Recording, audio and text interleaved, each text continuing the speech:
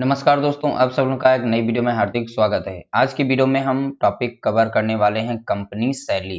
तो ठीक है, तो कंपनी शैली के top important one liner questions और कंप्लीट टॉपिक को कवर करते हुए आगे की तरफ बढ़ेंगे। आप अपना स्कोर, अपने नोट्स भी तैयार करते रहिए, आपके एग्जाम्स के लिए मोस्ट इंपॉर्टेंट होंगे। ठीक है, इसमें वन लाइनर प्रश्न है और सभी के सभी अति महत्वपूर्ण प्रश्नों को लिया गया है।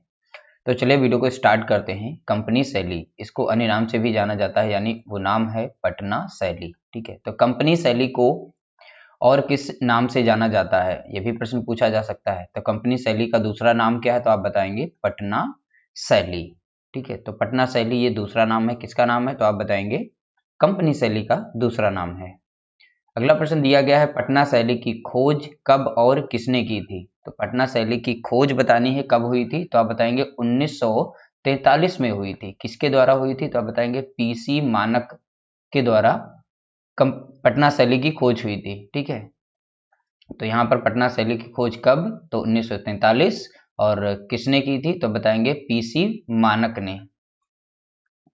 अगला प्रश्न है, मुगल तथा यूरोपीय, यहाँ पर होगा यूरोपीय होगा। ठीक है, मुगल तथा यूरोपीय तत्वों के मिश्रण से बनी चित्र शैली किस नाम से प्रसिद्ध है। ठीक है, तो किस नाम से प्रसिद्ध है वो बताना है, तो उसका नाम है कंपनी शैली। ठीक है, तो किसके मिश्रण से, तो बताएंगे आप मुगल तथा यूरोपीय तत्वों के मिश्रण से बनी चित्र शैली। तो मुगल तथा यूरोपीय। ठीक, अगला प्रश्न है, उस्ताद राम प्रसाद किस शैली के चित्रकार थे। तो यहाँ पर उस्ताद राम प्रसाद हैं। ठीक है, तो कौन, राम प्रसाद, तो किस शैली से संबंधित हैं, तो आप बताएंगे कंपनी शैली। ठीक है, तो किस शैली के चित्रकार रहे, तो बताएंगे कंपनी शैली। अगला प्रश्न है, पटना कला शैली का विकास किन दो कला शैलियों के सम्मिश्रण से हुआ है। तो अभी ऊपर हमने बताया था, तो यूरोपीय एवं भारतीय शैली। ठीक है, तो दो याद रखिएगा, यूरोपीय तथा भारतीय शैली से पटना कला शैली का विकास हुआ है। अगला है, कंपनी शैली के भारतीय केंद्रों में प्रसिद्ध है। तो कंपनी शैली के भारतीय केंद्रों में प्रसिद्ध है, तो कौन प्रसिद्ध है, तो आप बताएंगे पटना प्रसिद्ध है। ठीक है, तो कंपनी शैली के भारतीय केंद्रों में प्रसिद्ध है कौन, पटना। अगला प्रश्न है, पटना क्यों, ठीक है, चित्रकारों का केंद्र बना। देखिए, पटना क्यों चित्रकारों का केंद्र बना, इसका कारण बताना है। इसका कारण है व्यापारिक केंद्र के कारण। ठीक है, व्यापारिक केंद्र के कारण पटना चित्रकारों का केंद्र बना था। अगला प्रश्न है, उत्तर भारत में कंपनी शैली का प्रमुख केंद्र था। उत्तर भारत में कंपनी शैली का प्रमुख केंद्र था, तो कौन था, तो पटना। तो ये उत्तर भारत में पड़ता है, पटना। ठीक है, तो याद रखिएगा, उत्तर भारत में कंपनी शैली का प्रमुख केंद्र तो पटना। अगला प्रश्न है, कंपनी अथवा पटना शैली सबसे पहले किस नगर में पल्लवित हुई। देखिए, कंपनी शैली कह लीजिए या फिर पटना शैली, ये सबसे पहले किस नगर में पल्लवित हुई। तो इसका राइट आंसर है मुर्शिदाबाद में। तो मुर्शिदाबाद में सबसे पहले कंपनी शैली या पटना शैली पल्लवित हुई, तो वो नगर था मुर्शिदाबाद। अगला प्रश्न है, पटना शैली के चित्रकारों का सर्वप्रथम किसका संरक्षण प्राप्त हुआ। पटना शैली के चित्रकारों को सर्वप्रथम किसका संरक्षण प्राप्त हुआ, तो आप बताएंगे अंग्रेज अधिकारियों का। ठीक है, अंग्रेज अधिकारियों का। अगला प्रश्न है, मुगल चित्रकला के पतन के पश्चात उत्तर भारत में किस प्रकार के चित्र अधिक बनाए गए। तो मुगल चित्रकला के पतन के पश्चात, तो यहाँ पर किस प्रकार के जो है चित्र अधिक बनाए गए, तो आप बताएंगे लघु व्यक्ति चित्र। ठीक है, तो ये अधिक बनाए गए थे, लघु व्यक्ति चित्र। अगला प्रश्न है, मुगल शैली के चित्रकारों ने 19वीं शताब्दी में आश्रय की खोज में किस शैली को जन्म दिया। किस शैली को जन्म दिया था, तो आप बताएंगे कंपनी शैली को जन्म दिया था। ठीक, अगला प्रश्न है, अंग्रेज शासन के कारण जिस नवीन चित्र शैली का जन्म हुआ उसका नाम क्या था।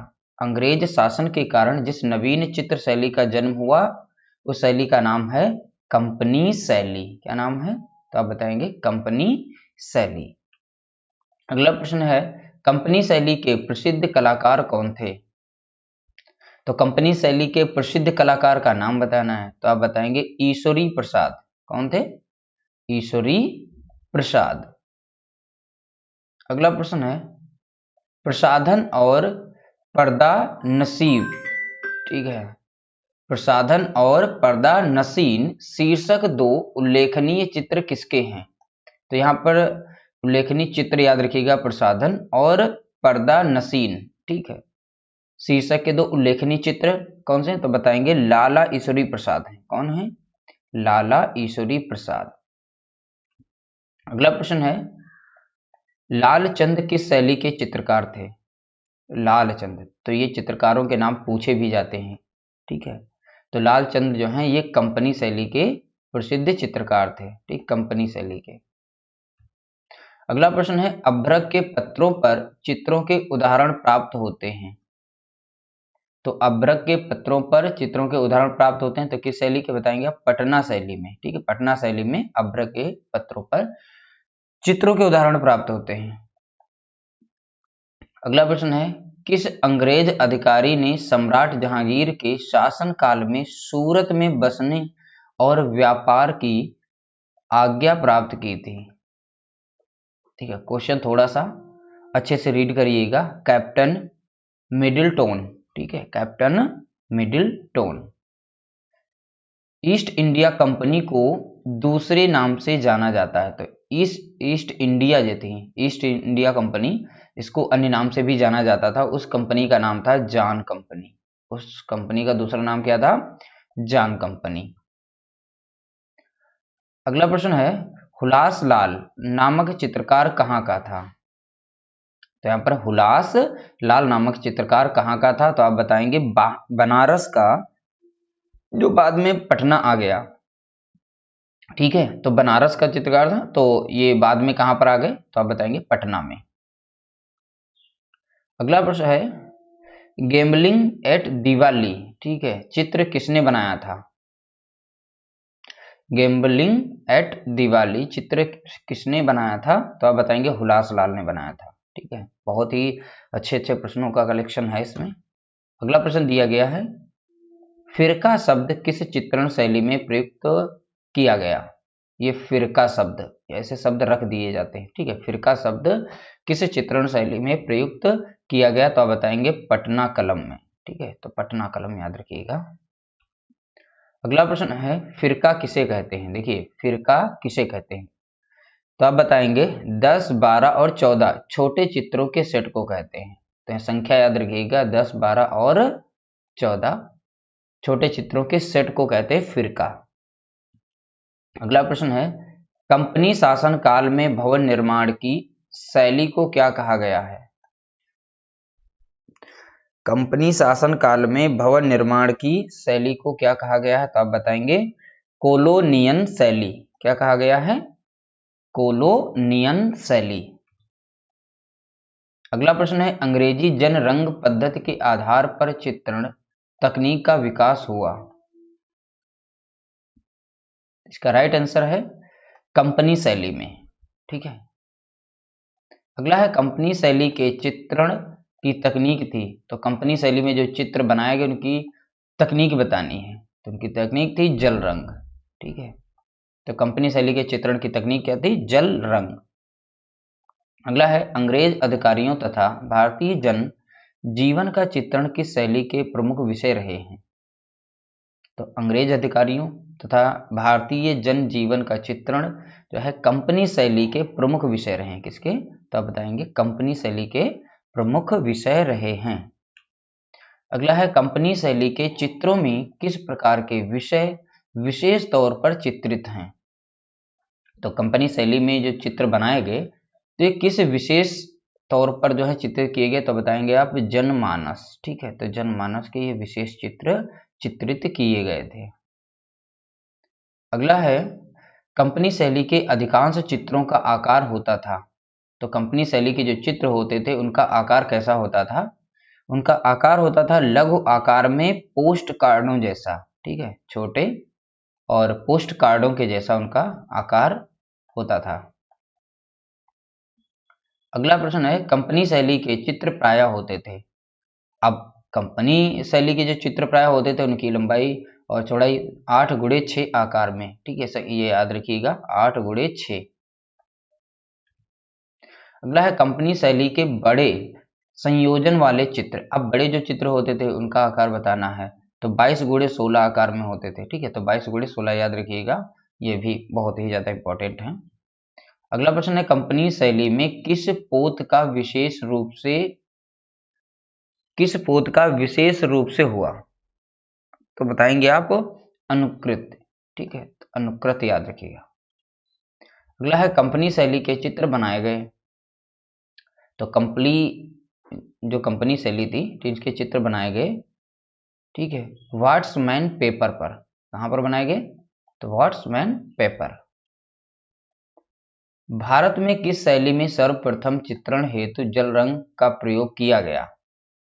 देखिए, भारत में सर्वप्रथम बताया ना किस शैली में सर्वप्रथम चित्रण हेतु जल रंग का प्रयोग किया गया, तो वो कंपनी शैली थी। वो शैली कौन सी थी, कंपनी शैली। तो कंपनी शैली में सबसे पहले जल रंग का प्रयोग किया गया था। अगला है, पटना में तूलिका के बजाय पेंसिल से आकृतियां बनाई गई, यह शैली किस नाम से विख्यात है। देखिए, पटना में तूलिका के बजाय, तूलिका मीन्स हो गया ब्रश के बजाय, पेंसिल से आकृतियां बनाई गई थी, उस शैली का नाम तो आप बताएंगे स्याह कलम, ठीक है, उस शैली का नाम क्या है, ठीक है, यह शैली किस नाम से विख्यात थी, तो स्याह कलम। क्योंकि देखिए यहाँ पर पेंसिल से बनाया गया ना, पेंसिल से आकृतियां, यहाँ तूलिका यानी ब्रश से नहीं बनाया गया, तो इसलिए इसका नाम रख दिया गया था स्याह कलम के नाम से विख्यात थी। अगला है, उन चित्रकारों के नाम बताइए जिन्होंने भारत में ईजल ऑयल पेंटिंग श्री गणेश किया।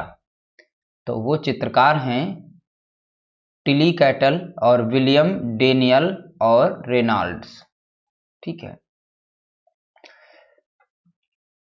अगला, कंपनी शैली का पतंग विक्रेता शीर्षक चित्र कहाँ संरक्षित है। तो यहाँ पर कंपनी शैली का एक चित्र है पतंग विक्रेता, ठीक है, याद रखिएगा पतंग विक्रेता। शीर्षक चित्र कहाँ पर संरक्षित है, तो आप बताएंगे राष्ट्रीय संग्रहालय नई दिल्ली में संरक्षित है। तो कहाँ पर है, राष्ट्रीय संग्रहालय नई दिल्ली। अगला है, कंपनी शैली के प्रमुख चित्र।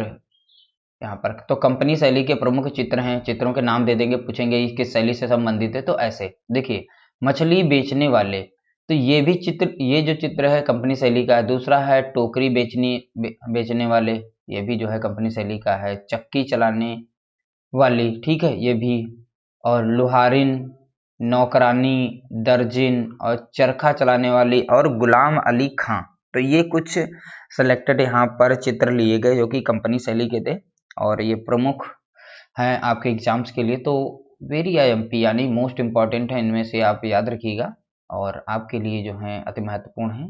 तो आप लोगों को वीडियो हमारा अच्छा लगा होगा, ठीक है। अगर वीडियो अच्छा लगा है, जो भी सुझाव देना चाहते हैं कमेंट बॉक्स में कमेंट करके बता सकते हैं। वीडियो अच्छा लगा तो वीडियो को लाइक करें, शेयर करें, चैनल पर नए हों तो सब्सक्राइब कर लीजिएगा। मिलते हैं नई वीडियो के साथ, तब तक के लिए नमस्कार, जय हिंद, जय भारत।